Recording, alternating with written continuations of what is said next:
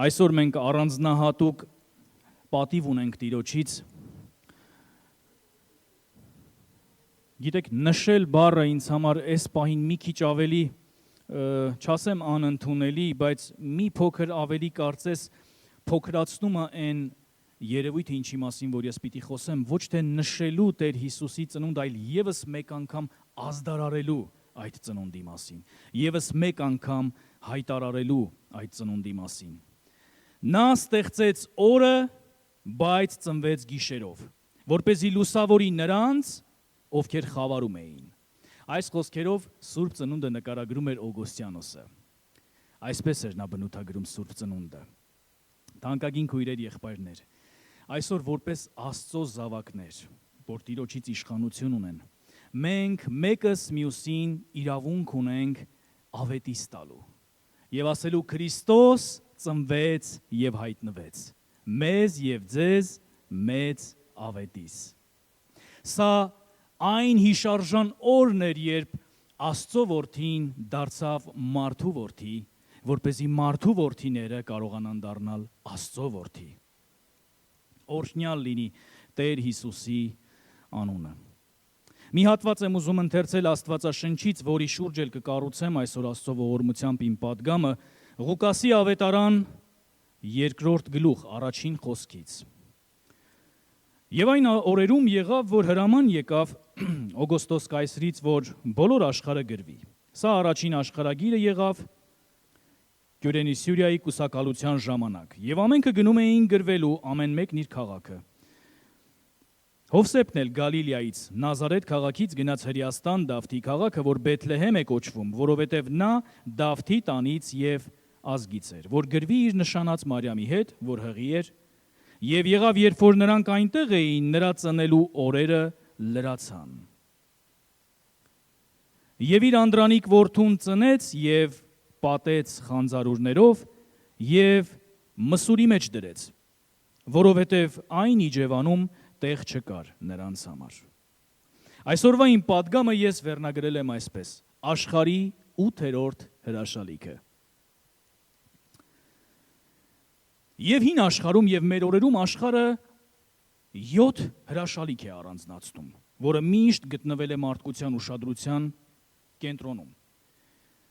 Այդ 7 հրաշալիքները իրականում գտնվում են տարբեր երկրներում։ Դրանք տարբեր բաներ են, իրարից շատ են տարբերում։ Դրանք ստեղծվել են, առաջացել են տարբեր ժամանակներում, բայց մի ընդհանրություն կար այդ բոլորի մեջ։ Մարդիկ այդ բոլորը համարում էին հրաշալիք։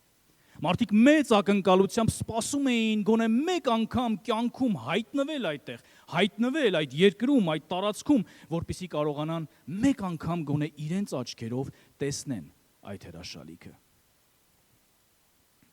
Մարդիկ պատրաստ են մեծ գումարներ վճարել դրա համար, որպեսզի հասնեն այնտեղ ու տեսնեն դա։ Երկրները բավականին մեծ գումարներ են ծախսում այդ հրաշալիքները պահելու, պահպանելու համար։ Եվ այդ հրաշալիքները ոչ միայն ուղղակի իրենց գեղեցկությամբ առանձնանում էին, այլ դրանք բավականին լուրջ մարտավարական նշանակություն ունեին տվյալ երկրի, տվյալ պետության համար, գուցե կամ գոնե դրանցից ոմանք։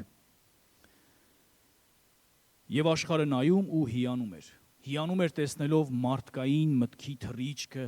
գեղագիտական ճաշակը, ինչպես են կառուցված, երբեմն անգամ թվում է, թե մարդու ձեռքը այդտեղ չի կպել։ Հին աշխարհի միակ պահպանված հրաշալիքը դա Գիզայի մեծ բուրգն էր Եգիպտոսում, որը կարող են մարդիկ տեսնել, որը կառուցվել էր մեր թվարկությունից առաջ մոտ 2560 թվականին։ Իսկ ժամանակակից աշխարհի 7 հրաշալիքներից մեզ քանիսն են հայտնի, որոնք են հայտնի։ Քրիստոսի արձանը Բրազիլիայում, տեսել եք, եթե չեք եղել, գոնե տեսել եք հեռուստացույցով։ Չինական պատը, Կոլիզեյը Իտալիայում, որը հռոմեական ամֆիթատրոնն էր, որտեղ գլադիատորների մարտերն էին անցնում։ Թաջ Մահալը Հնդկաստանում։ Մարդիկ երազում են կյանքում մեկ անգամ այդտեղ լինել, մեկ անգամ իրենց աչքերով տեսնել այդ հրաշալիքը, զմայլվել, ոմանք գուցե նկարվել, հետո պատմել, բայց այս բոլոր հրաշալիքների ետնաբեմում մի վայր կար աշխարհում, որ մնաց աննկատ մարդկության պատմության մեջ, մարդկանց տեսադաշտից դուրս եկավ 2000 տարի առաջ Բեթլեհեմում մի փոքրիկ աննկատ մսուրում տեղի ունեցավ մի իրադարձություն, որ եթե մարդը հասկանար, գիտակցեր, թե ինչ կատարվեց այդտեղ, այդ մսուրը կդառնար աշխարհի 8-րդ հրաշալիքը։ Իրականում այդ մսուրը կդառնար աշխարհի առաջին ու միակ հրաշալիքը։ Բայց դա աննկատ մնաց։ Այդ մսուրում կատարվեց մի իրադարձություն, որը պիտի փոխեր մարդկության ճակատագիրը, ողջ մարդկության պատմությունը։ Ամենակարող Աստծո որդին, ինքնիշխան Աստծո որդին, իր նախախնամությամբ, իր որոշումով հայտնվեց երկրի վրա, մարդացավ, եւ այդ ամենը տեղի ունեցավ մի մսուրում, որտեղ դա չպետք է իրականում տեղի ունենար։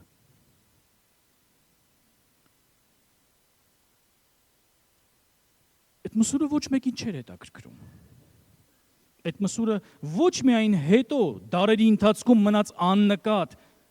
մարդկային տեսադաշտից, այլ նաև տվյալ ժամանակում դա աննկատ էր, դա ոչ մեկին պետք չէր։ Բայց քանի որ Աստծո միակ եզակի որդին,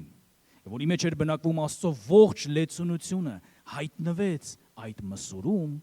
հենց դրանով այդ մսուրը դարձավ բացառիկ մի տեղ երկիր մոլորակի վրա։ Տվյալ պահին դա հանդիսանում էր աշխարհի կենտրոնը, կարելի ասել։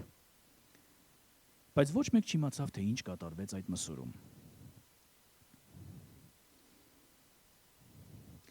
Քրիստոսը իր ծնունդով այդ կեղտոտ, աննկատ մսուրը դարձրեց յուրահատուկ։ Գիտեք, Քրիստոս մերժվեց հենց ծննդյան օրվանից։ Գրված է, որ իջևանատանը տեղ չկար նրանց համար։ Եթե միայն այդ իջևանատան Տերը իմանար, թե ում էր հյուրընկալում, նա իր իջևանատնով հանդերձ կմտներ պատմության մեջ։ Դրա համար էլ մենք այսօր խոսում ենք իջևանատան մասին, որտեղ տեղ չկար, բայց մենք չգիտենք, որ իջևանատանը, որտեղ այնտեղ ոչինչ չկատարվեց, բայց խոսում ենք մսուրի մասին, որովհետև մսուրում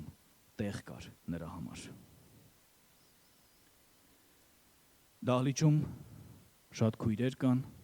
դուք երեխաներ ունեք, դուք պատկերացնում եք ինչ է նշանակում մսուրում ծննդաբերել։ Դուք ձեր ամենահամարձակ մղձավանջի մեջ կարող եք պատկերացնել, որ դուք մսուրում եք երեխա ունենում։ Երբ որ մեր երեխան պիտի ծնվեր, մենք անում էինք ամեն ինչ, որ հարմարավետ լինի եւ երեխայի եւ կնոջս համար։ Մենք վերցնել էինք առանձին սենյակ, ամեն ինչի համար պատրաստ էինք, վճարեինք, միայն թե ամեն ինչ հարմարավետ լինի։ Եվ եթե հանկարծ ինչ որ բան էլ անհարմար էր լինում, արդեն դրանից նեղվում էինք։ Բայց Աստծո որդին, ով կյանք տվեց իմ որդուն, ծնվեց մսուրում։ Միակ բանը, որ այդ մսուրում կար, միակ բանը, որ տվյալ պահին հասանելի էր Աստծո որդուն, դա խանձարուրն էր։ Դա կոշտ նյութից պատրաստած մի կտոր էր, որը հիմնականում օգտագործում էին անասունների ձագերին, անասունների ծնունդը ընդունելու համար, որպեսզի փաթաթեին, որպեսզի ձմեռը ցրտից չսարճեին։ Եվ բացառիկ դեպքերում դա օգտագործում էին ամենաաղքատ մարդիկ, ովքեր այլևս ոչ մի տարբերակ չունեին, որտեղ խանձարուրը դա կոշտ նյութ էր, խանձարուրը մանկան մարմինը հարմար չէր, դա ծակծկում էր մարմինը։ Որքան զարմանալի է, որ Հիսուսի ծնված օրը միակ հագուստը, որ բաժին ընկավ նրան, դա ընդամենը խանձարուրն էր, որը պատրաստված էր կենդանիների համար։ Բայց որքան զարմանալի է, որ Հիսուսի խաչելության օրը նրա հանդերձի համար վիճակ էին գցում։ Աստծո մեծագույն բաները սկիզբ են առնում ամենափոքր տեղերից։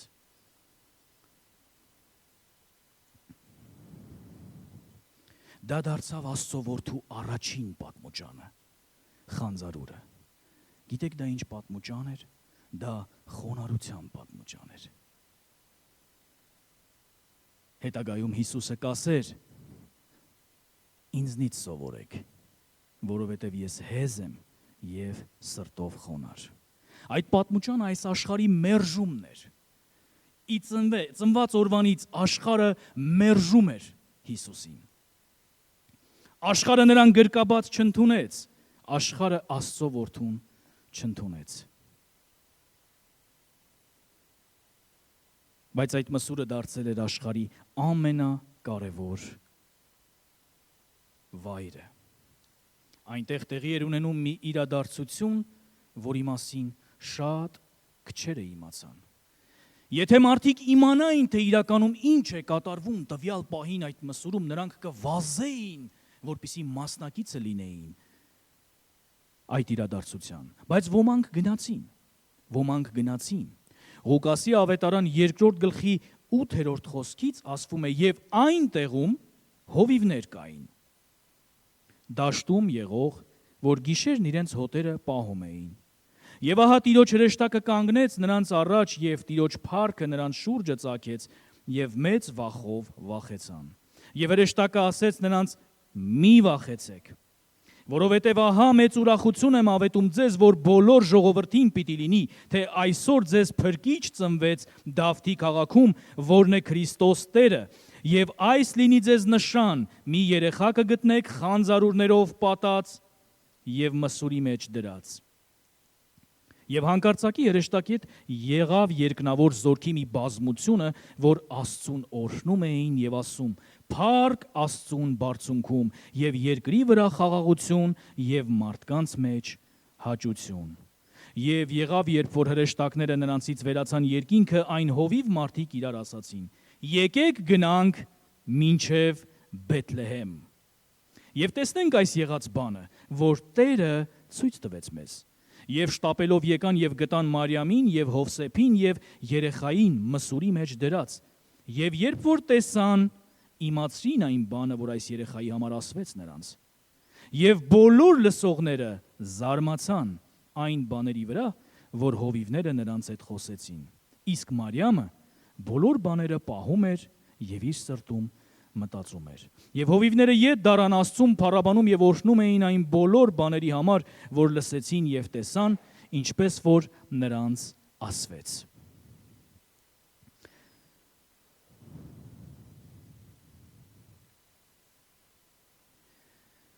Այս մսուրում տեղի էր ունենում մի իրադարձություն, որին ոչ միայն խառնված էր աշխարհը, ոչ միայն պիտի տակնու վրա աներ աշխարհը, այլ նաև սա մի իրադարձություն էր, որ երկնային զորքերը, երկնային հրեշտակները իրենց ողջ փառքով մասնակից էին լինում։ Երկինքն էր հետաքրքրված այն իրադարձությամբ, որը տեղի էր ունենում մի փոքրիկ մսուրում, որը ոչ մեկին հետաքրքիր չէր, որը աննկատ էր։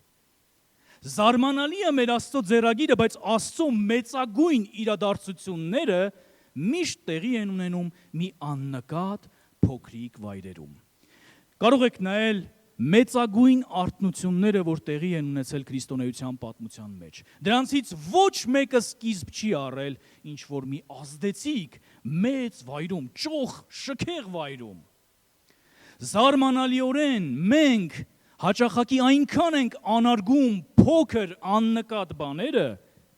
որ նույնիսկ չենք պատկերացնում, որ այդ աննկատ ու փոքրիկ մի իրադարձության մեջ Աստված է խառնված, երկինքն է մասնակցում։ Դրա համար էլ որպեսզի մենք կարողանանք տպավորություն ստեղծել երբեմն, որ երկինքը խառնված է մեր իրադարձությունների մեջ, շատ հաճախակի մենք փափագում ենք ունենալ մեծ դահլիճներ, մենք փափագում ենք ունենալ շատ ժողովուրդ, մենք ամեն ինչ ուզում ենք ավելի էքստրավագանտ, ավելի ճոխ, ավելի շքեղ, մեծ դահլիճներ, ճոխ լույսեր, մենք ամեն բան անում ենք, որ ստեղծենք մի իմիտացիա, որ երկինքը այստեղ խառնված է։ Ժամանակակից կյանքում, ժամանակակից քրիստոնեության մեջ ցավոք սրտի Կան եկեղեցիներ, կան մարդիկ, ովքեր վազում են դեպի դրան։ Ստեղծել տպավորություն, որ երկինքը խառնված է։ Ինչու, որովհետև դադարել ենք հավատալ, որ Աստված մի փոքրիկ վայրում կարող է սկիզբ տալ մի բանի, որը կարող է պատմություն կերտել հետագայում։ Բայց մենք առավել հետաքրքրված ենք հաճախ ուրիշ բաներով։ Ես բացարձակ չեմ հերգում, որ Աստված կարող է խառնվել մեծամասշտաբ իրադարձություններում, որ Աստված կարող է լինել նման տեղերում։ Ես պարզապես ասում եմ, որ դա չէ պատճառը, որ Աստված գալիս է։ Աշխարհի 7 հրաշալիքները, եթե դուք նայեք, հազարավոր մարդիկ են ամեն օր այնտեղ այցելում, մեծ խմբեր են այցելում, բայց այնտեղ Աստված չկա։ Աստված այնտեղ չի։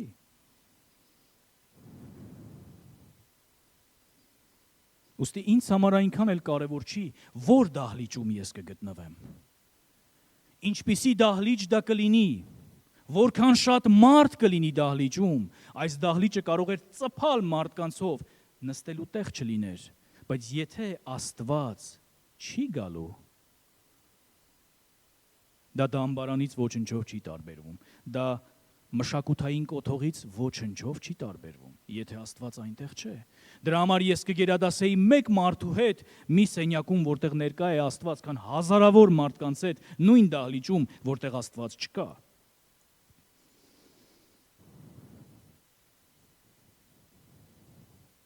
Շատերն են Հիսուսին փնտրում, գիտեք։ Մենք երբեմն մտածում ենք, որ Հիսուսին քչերն են փնտրում, բայց հակառակը, շատերն են Հիսուսին փնտրում։ Պարզապես Հիսուսին փնտրելու պատճառներն են տարբեր։ Հովիվները փնտրում էին Հիսուսին։ Նրանք փնտրում էին Հիսուսին, նրանք փափագում էին գտնել վայրը, որտեղ Հիսուսը ծնվել էր, բայց այդ ժամանակ կար եւս մեկը, որ փնտրում էր Հիսուսին։ Ով էր դա, հիշում եք։ Հերովդեսը։ Որքան զարմանալի է։ Մեկը փնտրում էր Հիսուսին, որպիսի երկրպագեր։ Մեկը փնտրում էր Հիսուսին, որպիսի սպաներ։ Երկուսն էլ Հիսուսին փնտրում էին։ Դրա համար կարևոր չի, արդյոք դու փնտրում ես Հիսուսին, թե չէ։ Ես առավել հետաքրքրված եմ, ինչու ես դու փնտրում Հիսուսին։ Ինչու ես դու այսօր փափագում Հիսուսին։ Էդգար եղբայրը քիչ առաջ հարց տվեց. ինչ տվեց մեզ այդ ավետիսը։ Ինչու ենք մենք իրար ավետիս տալիս։ Ինչու ենք մենք այսօր իրար ավետիս տալիս։ Ոմանք Հիսուսին փնտրում են, որովհետև Հիսուսը կարող է հրաշքներ անել։ Ոմանք փնտրում են Հիսուսին, որովհետև Հիսուսը կարող է պատասխանել իրենց աղոթքներին։ Ոմանք էլ ավելի առաջ են գնացել, հավատում են, որ եթե իրենք գտնեն Հիսուսին, ապա կդառնան հարուստ, կդառնան հաջողակ, կդառնան հայտնի, կլինեն միշտ առողջ, ժամանակակից կյանքում լսած կլինեք նման ավետարան։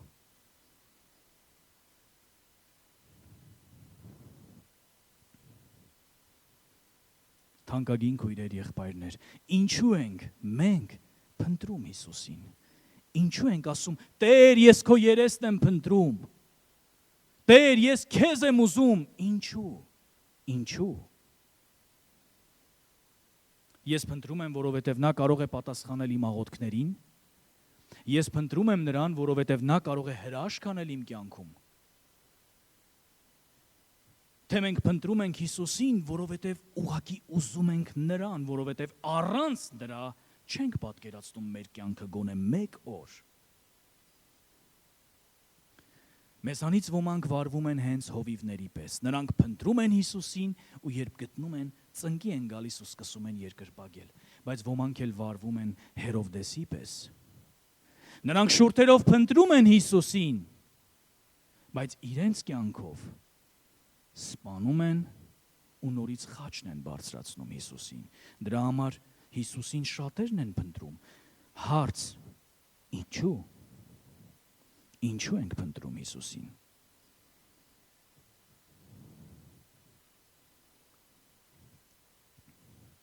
Հովիվներն այդ օրը մասնակից եղան երկնային խնջույքին։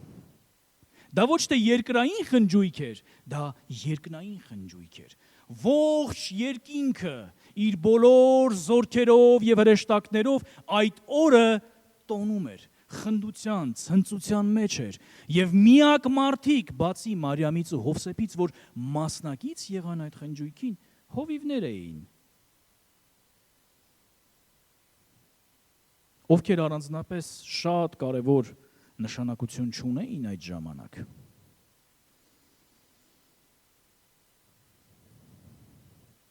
Գիտեք, մի յուրահատուկ բան տեղի ունեցավ նաև Մսուրում։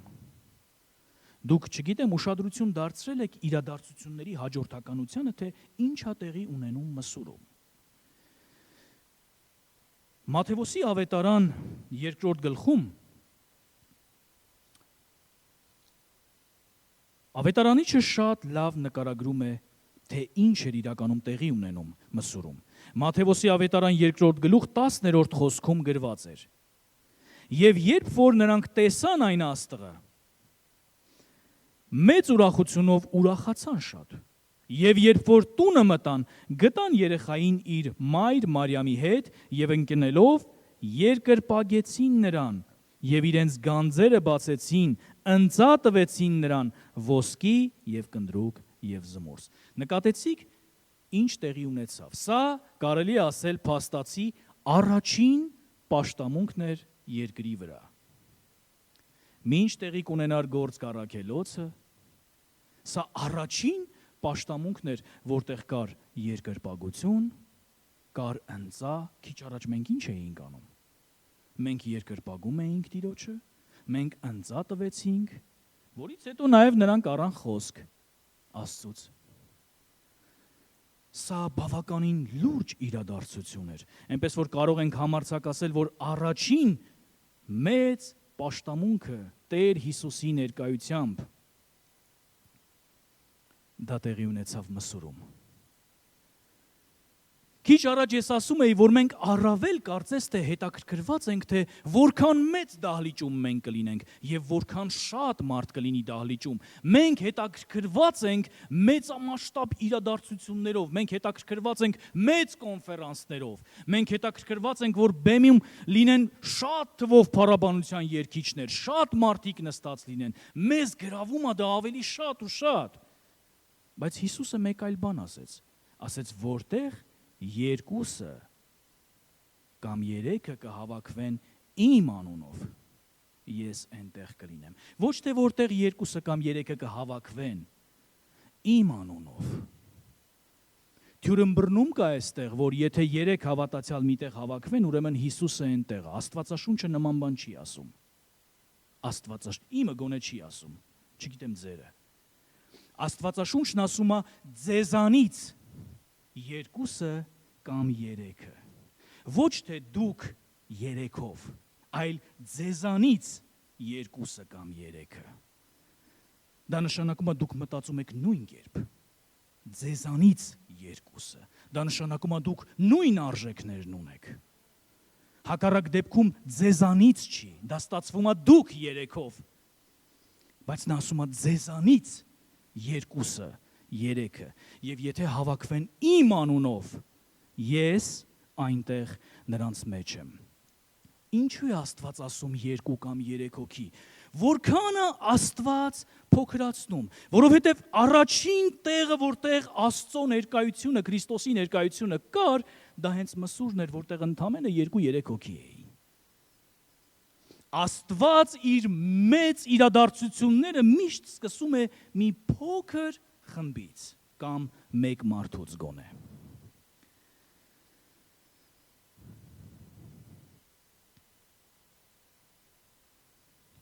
Դուք նկատեցիք Քրիստոսի երկրպագությանը ինչ հաջորդեց։ Ընծաներ տալը։ Ահա թե ինչ է անում ճշմարիտ երկրպագությունը մեր կյանքում։ Երբ մենք ճշմարտապես երկրպագում ենք Աստծուն, անհնար է, որ դա մեզ չմղի ինչ որ բան տալ նրան։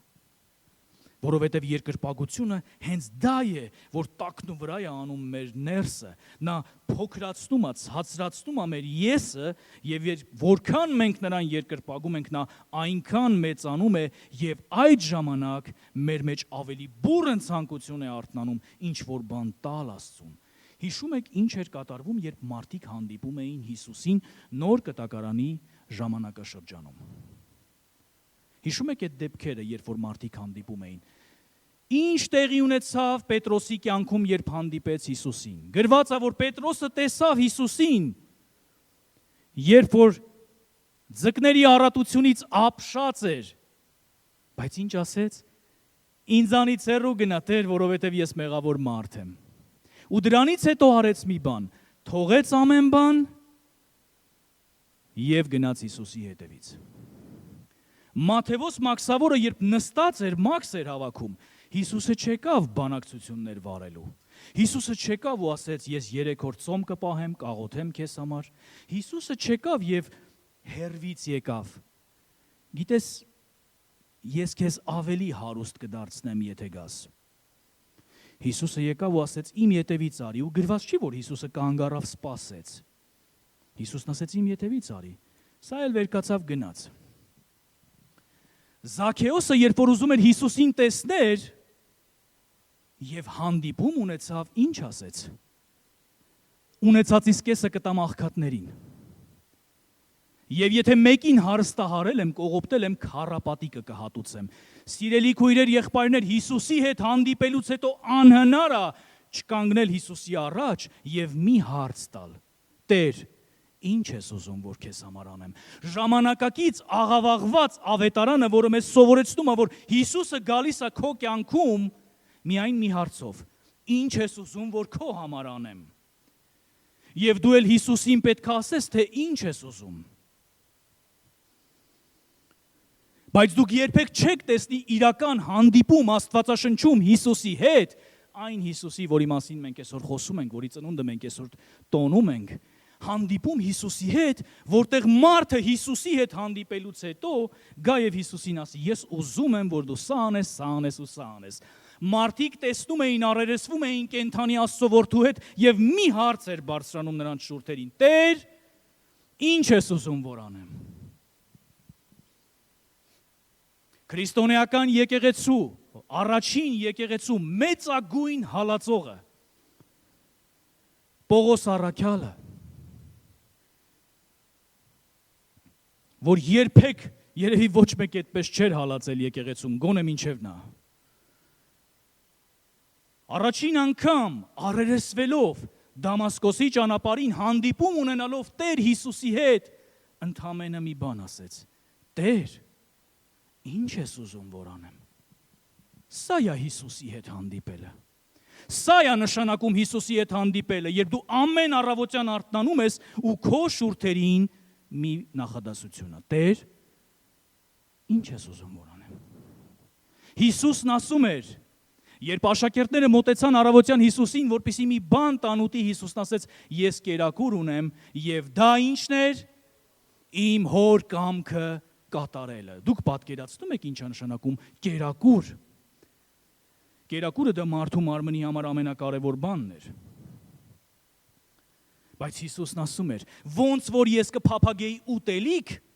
ես դրանից առավել, այսինքն ես չեմ կարող առանց դրա ապրել։ Երբ ես առավոտյան արթնանում եմ, եթե ես մի քանի օր չուտեմ, ես կմեռնեմ, բայց եթե ես մի քանի օր նրա կամքը չփափագեմ այնպես, ինչպես կերակուրը, ես դարձյալ կմեռնեմ։ Եվ նա ասում էր, դա է իմ հացը, ես ինձ երբեք հագեցած չեմ զգա, ասում էր Հիսուսը, քանի դեռ նրա կամքը չեմ կատարել։ Դրա համար ես առավել հետաքրքրված եմ ամեն օր, երբ արթնանում եմ, ինչ ես կամենում, որ անեմ։ Գրված է, որ Հիսուսն առավոտյան արթնանում էր եւ գնում էր անապատ տեղ եւ աղոթք էր անում։ Կարծում եք ինչ էր աղոթում։ Տեր ինձ հարուստ դարձրու։ Տեր ինձ բժշկի։ Տեր ինձ հայտնի դարձրու։ Դու ինձ սա ես խոստացել, սա ես խոստացել։ Նա գնում էր ինչ անելու։ Հոր կամքն էր փնտրում։ Դրա համար էլ նկատել եք Հիսուսը, երբ արդեն իջնում էր աղոթքից եւ պիտի մտներ ծառայության մեջ, ցանկացած երևույթի բախվելիս չէր ասում. ես մի հատ գնամ աղոթեմ, հասկանամ, հետո ձեզ կպատասխանեմ։ Նա արդեն գիտեր խնդիրը, թե ինչու դու հանկարծակի եկար եւ այն որոշումը, որը պիտի կայացնեիր մի րոպեում 10 տարի է ծոմ ես պահում, պատճառը մեկն է, որ դու նախապես նրա կամքը չես հասկացել։ Շատ հաճախ Աստծո կամքը չանելու ամենամեծ պատրվակը գիտեք որն է։ Ես դեռ կաղոթեմ։ Դե ես պիտի հասկանամ։ Քիչ առաջ եղբայրների հետ խոսում էինք, Էդգարի հետ էինք խոսում, Էդգարի եղբոր հետ էինք խոսում, ասեց սպասում Աստծուն։ Այդ մարդը սպասում Աստծուն, ես էլ ասացի Էդգար, գիտես ինչ եմ հասկացել։ Աստված է սպասում այդ մարդուն։ Դու չես սպասում Աստծուն, Աստված է սպասում քեզ։ Տեր, ինչ ես կամենում, որ անեմ։ Գիտեք ինչու ենք մենք ժամանակակից կյանքում այսքան շատ լսում ավետարան, որն ասում է, որ դու կարող ես ամեն ինչ ունենալ Հիսուսով։ Վերցրու Աստծո խոստմունքները, բացիր, կարդա եւ յուրաքանչյուր խոստմունքը պահանջիր Աստծուց։ Գիտեք ինչու ենք այսքան շատ ուզում Հիսուսից։ Ես մի բան եմ հասկացել։ Մենք այսքան շատ ենք փափագում Հիսուսից ստանալ, որովհետեւ մենք ոչինչ չունենք տալու Հիսուսին։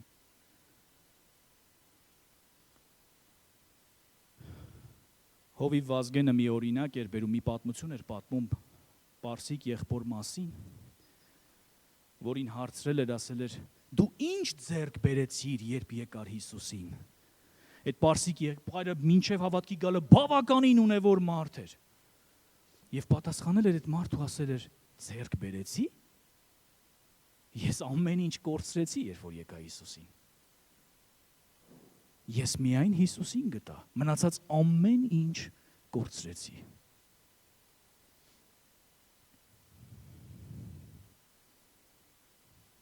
Սիրելի քույրեր, եղբայրներ, Քրիստոսին մեկ անգամ հանդիպած մարդու սրտում պիտի վառվի մի ցանկություն եւ նրա շուրթերի վրա պիտի լինի մի հարց. Տեր, ինչ ես ուզում որ անեմ։ Եվ այստեղ նստած ամեն մեկիս Սուրբ Հոգին այդ հարցը տալիս է ամեն օր, երբ արթնանում ենք։ Տեր, ինչ ես ուզում որ անեմ։ Դու ինչ ես ուզում որ անեմ։ Գիտես ինչու հաճախ այդ հարցը չենք տալիս, որովհետև վախենում ենք։ Հովիվ Վազգենը հրաշալի պատգամ էր տալիս ու քանի անգամ կրկնեց այդ արտահայտությունը. մի վախեցիր, եւ այստեղ բոլորս ասացինք ամեն։ Բայց երբ գալիս է պահը, որ դու պիտի Տիրոջը կանգնես, արդյոք մենք ունենք այդ համարձակությունը կանգնել Տիրոջ առաջ ու ասել. ինչ ես ուզում որ ես անեմ։ Եվ կարող ես վստահ լինել, որ Աստված ասելու է քեզ այն, ինչը դու չես ուզում անել։ Նա քեզ չի ասելու այն, ինչի համար դու վազելու ես։ Նա ասելու է այն, ինչ դու չես ուզում անել։ Ինչը դու ամենակիչը կցանկանայիր անել։ Մենք ասացինք, որ տեղի ունեցավ աշխարհի ամենամեծ իրադարձությունը Քրիստոսի ծնունդը մի փոքրիկ մսուրի մեջ։ Քրիստոս ծնվեց մսուրի մեջ։ Այսօր այդ մսուրը իմ եւ քո սիրտն է։ Այսօր Քրիստոսը ծնվում է մեր սրտերի մեջ, ոչ թե ֆիզիկական մսուրների մեջ։ Եվ ինչպես որ այդ մսուրում ոչինչ չկար առաջարկելու Քրիստոսին, քո սրտում էլ, գուցե երբ Քրիստոսը ծնվում է քո սրտում, դու շատ բան չունես առաջարկելու, գուցե ոչինչ չունես առաջարկելու, բայց ասում ես Տեր, ես քեզ իմ սիրտն եմ տալիս, իմ սիրտը քոնն է, դու այստեղ կարող ես ծնվել, դու այստեղ կարող ես բնակվել, եւ միակ բանը, որը մսուրում հասանելի էր Հիսուսի համար, դա խանձարուրն էր, իսկ խանձարուրը դա քո խոնարհությունն է, որը դու տալիս ես նրան, դա միակ բանն է, որ դու կարող ես առաջարկել, Տեր, ես ուրիշ ոչինչ չունեմ, ես քեզ տալիս եմ իմ սիրտը եւ խոնարհվում եմ քո առաջ, ես էլ ոչինչ չունեմ, գուցե կան մարդիկ, որ շատ բաներ ունեն, բայց շատ հաճախ Աստված շրջանցում է երկրի նախագահներին, Աստված շրջանցում է մեծ գործարարներին, Աստված շրջանցում է հայտնի արվեստագետներին, հայտնի սպորտսմեններին, հարուստ մարդկանց, հաջողակներին այս աշխարհի եւ գալիս հայտնվում է մի տեղ, մի փոքրիկ սրտի մեջ, որտեղ ոչինչ չկա Հիսուսին առաջարկելու, Բացի այդ սրտից։ Սա է մսուրը։ Մսուրում տեղի ունեցավ երկրպագություն, մսուրում տեղի ունեցավ ընծա։ Եթե քո սրտում, որ այս մսուրն է, չկա երկրպագություն, ում է պետք այդ ընծան։ Ինչու մենք պիտի ավետի ստանք իրար, եթե մեր սրտում տեղ չկա նրա համար։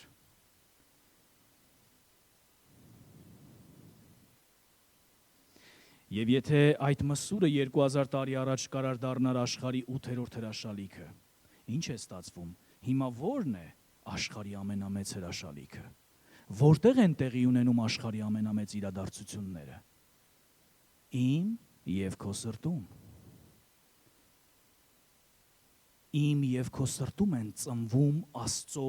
մեծագույն նպատակները։ Որ սրտում, որտեղ Հիսուսը ծնվում է, որտեղ Հիսուսը բնակվում է։ Եվ եթե մենք այդպիսին ենք, եթե մենք ամեն առավոտ արթնանում ենք ու Տիրոջն ասում ենք. Տեր, ինչ կարող եմ անել քեզ համար։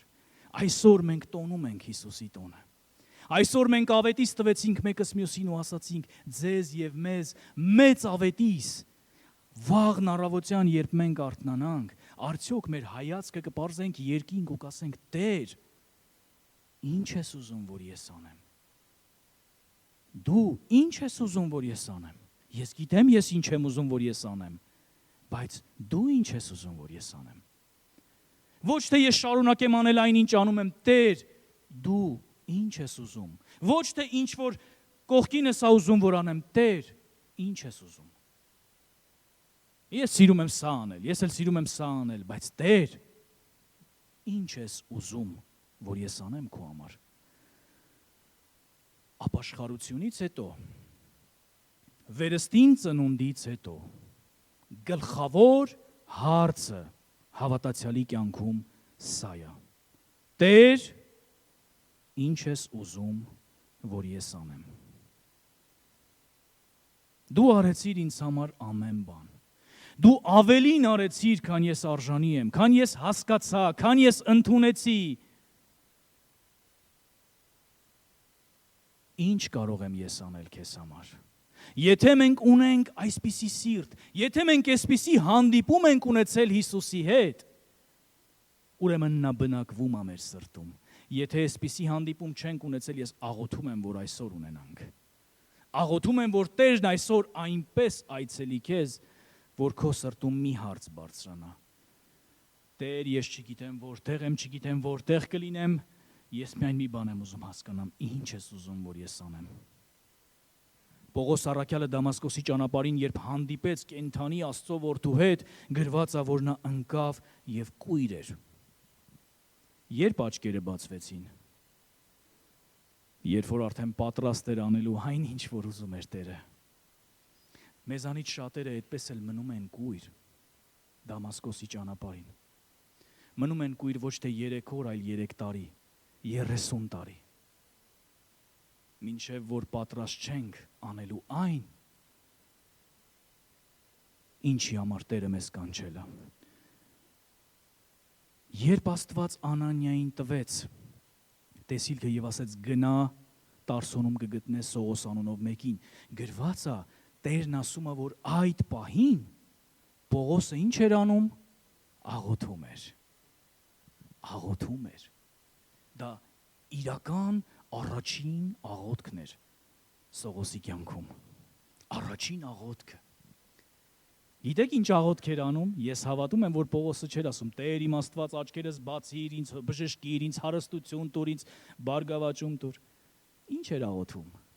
Նույն բառերը. Տեր, ինչ ես ուզում, որ ես անեմ քեզ համար։ Ինչ ես ուզում, որ ես անեմ։ Թանկագին քույրեր, եղբայրներ, ես ուզում եմ, որ մենք այսօր քննենք մեր սիրտը։ Կարող ենք պատրաստվել փառաբանության, երկրպագության։ Ուզում եմ, որ մենք քննենք մեր սրտերը, հասկանանք այս հարցը մեր սրտում այսօր վառվում է, արդյոք այս հարցը մեզ հանգիստ չի տալիս։ Ես ոչ թե նկատի ունեմ պարզապես վերցնել պատրվակ ու ասել. «Դե ինձ Աստված չի ասել, թե ես ինչ պիտի անեմ, ես էլ դեռ արդեն 20 տարի է սպասում եմ մինչև Աստված ասի»։ Տեր, ինչ ես ուզում որ անեմ։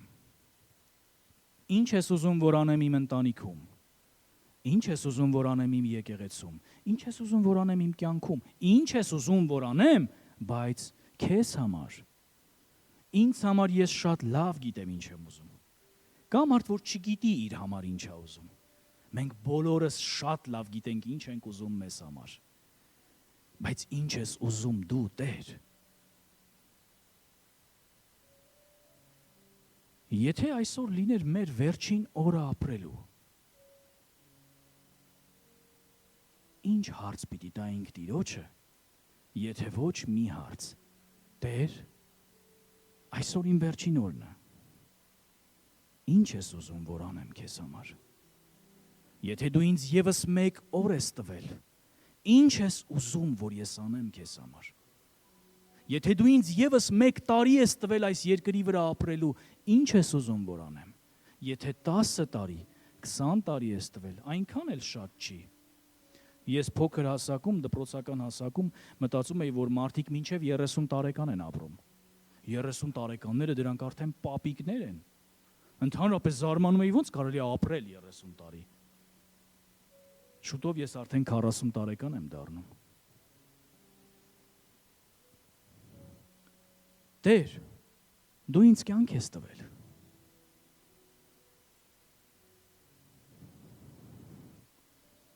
Ինչ ես ուզում որ ես անեմ։ Եվ եթե այս հարցը ծնվում է մեր սրտում, եթե այս հարցը ամեն օր մեր փափագն է, ուրեմն Քրիստոս ծնվել է մեր սրտում։ Եվ եթե Քրիստոս ծնվել է մեր սրտում, եթե մենք ունենք նրան մեր սրտում, ուրեմն մենք ունենք իրավունք մեկս մյուսին համարձակորեն նայելու եւ ամբողջ սրտից ասելու. Քրիստոս ծնվեց եւ հայտնվեց